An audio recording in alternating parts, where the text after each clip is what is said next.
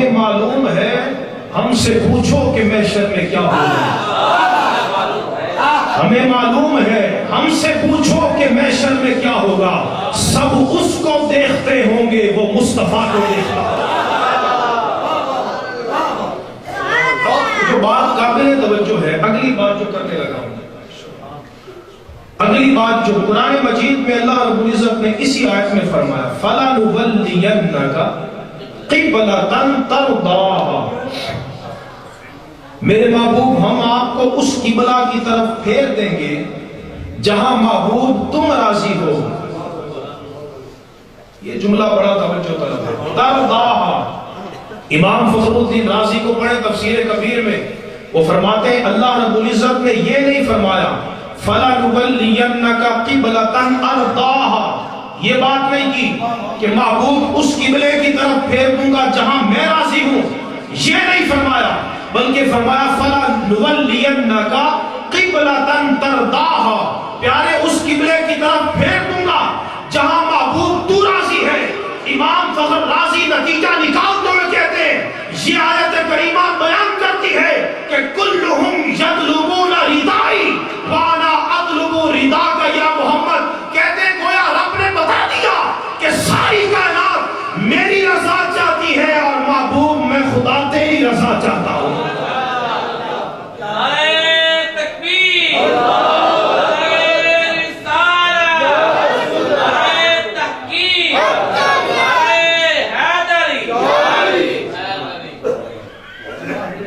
امام فخر الدین رازی کے لفظ ہیں کلہم یطلبون ردائی، اور اسی کو امام اہل سنت نے بیان کیا ہے کہ خدا کی رضا چاہتے ہیں دو عالم، اور خدا چاہتا ہے رضائے محمد صلی اللہ علیہ وسلم۔ اچھا یہاں ایک بڑا لطیف پیچیدہ نکتہ ہے، بڑا ایمان افروز نکتہ ہے، وہ یہ ہے کہ حضور صلی اللہ علیہ وسلم کو اللہ رب العزت نے پھیرنا تھا کعبے کی طرف، تو ذکر کعبے کا کیا جاتا، بظاہر کلام یوں ہوتا فَلَنُوَلِّيَنَّكَ كَعْبَةً تَرْضَاهَا، میرے محبوب اس کعبے کی طرف پھیر دوں گا۔ ہمارے لوگ بھائی وہ شعر و شاعری پہلے ہوئے ہیں تو پتہ نہیں قرآن کی بات سمجھ میں آتی ہے کہ نہیں، کچھ اپنا مزاج تبدیل کریں، علم کے ساتھ دوستی رکھیں، قرآن سے دوستی رکھیں۔ اللہ نے کس طرح محبوب کی شان بیان کی ہے یہ سنا کریں۔ فَلَنُوَلِّيَنَّكَ قِبْلَةً تَرْضَاهَا، کعبہ نہیں فرمایا، کعبہ یہ نہیں فرمایا کہ محبوب ہم کعبے کی طرف تمہیں پھیر دیں گے۔ آپ کہیں گے کہ لفظ قبلہ اور کعبہ میں فرق کیا ہے؟ لفظ قبلہ اور کعبہ میں فرق کیا ہے؟ تو عربی کی اصطلاح میں لفظ قبلہ نکرہ ہے، عام اسم ہے، جبکہ کعبہ جو ہے یہ خاص معرفہ ہے۔ کعبہ ایک مخصوص جہت کا نام ہے، لیکن قبلہ کا لفظ مخصوص جہت کا نام نہیں ہے، بلکہ چاروں جہات پر اس کا اطلاق ہو سکتا ہے، مشرق پر بھی، مغرب پر بھی، شمال پہ بھی، جنوب پہ بھی۔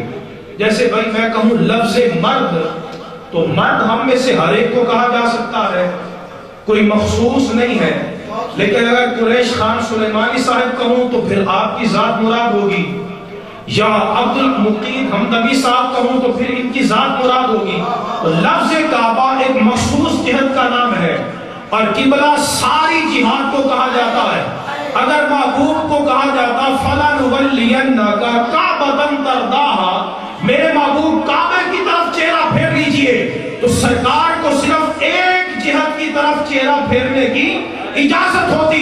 اللہ نے تخصیص اٹھا دی اور قید اٹھا کے فرمایا فَلَنُوَلِّيَنَّكَ قِبْلَةً تَرْضَاهَا، میرے محبوب میری ذات قبلوں کی محتاج نہیں ہے، میں نے تجھے راضی کرنا ہے، ابھی چاروں جہتیں تیرے سامنے ہیں، محبوب جہاں چہرہ پھیرے گا اسی کو کعبہ اور قبلہ بنا دے۔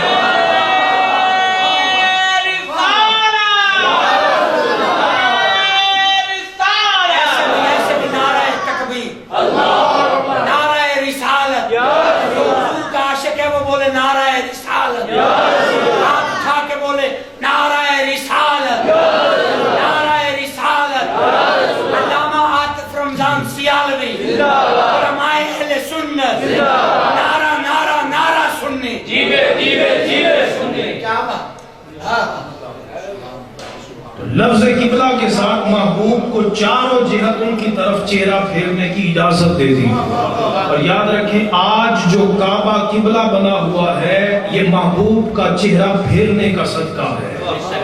اگر میرے آقا علیہ الصلوۃ والسلام کسی اور طرف چہرہ پھیرتے، چونکہ اللہ نے تو محبوب کو راضی کرنا تھا، وہ تو جہتوں کا محتاج نہیں ہے. بیت المقدس کی طرف عبادت تھی تو تب بھی اللہ کی تھی، عبادت اسی کی تھی. فَأَيْنَمَا تُوَلُّوا فَثَمَّ وَجْهُ اللَّهِ، جہاں بھی چہرہ پھیر لو اس کی ذات کو کوئی فرق نہیں پڑتا، اس کا علم ہر طرف، اس کی بصارت ہر طرف. تو فرمایا یہ جو قبلہ تبدیل کیا ہے محبوب تیری خاطر، تو حبیب اگر کسی اور طرف چہرہ پھیر دیتے رب اسی کو قبلہ بنا دیتا.